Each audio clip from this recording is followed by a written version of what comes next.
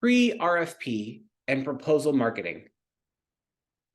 Before a request for proposal or RFP is issued, one of the things your organization is looking to do is identify who is qualified to be able to respond to the RFP. So in a pre-RFP stage, what you're essentially doing is gathering all of the data and insights that you need to have to give to someone to give you a proper proposal.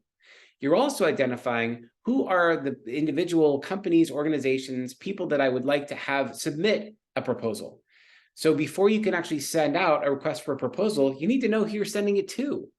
So part of the pre-RFP process is to make sure that you've really identified what someone who's responding to a proposal would need to know. In other words, what's the biggest problem you're trying to solve?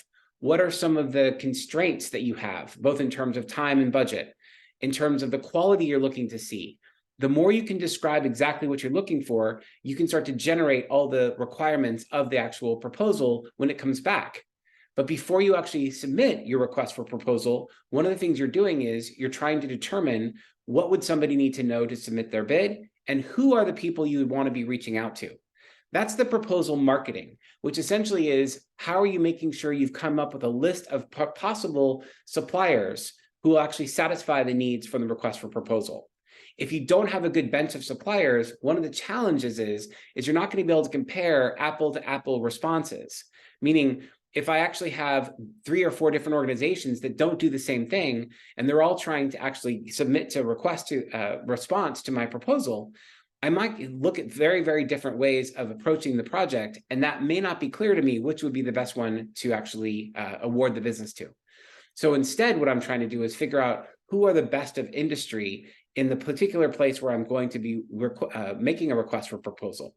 Having that sense up front, I can actually solicit to them ahead of time and let them know, hey, coming up in another week, we're going to be putting out an RFP. I would like for you to bid on it. And you can give them an understanding of why you want them to bid. I think you're really qualified. You have all these different characteristics. I see the personnel that you have could very much be beneficial to the work we're trying to do, any of that kind of stuff.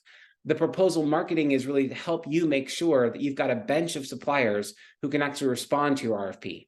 Then you're going to make sure that what you're putting out there is clear and concise. So when you actually do issue the RFP, it makes it easy for people to respond based on the solution that they think is best to the problem you've identified.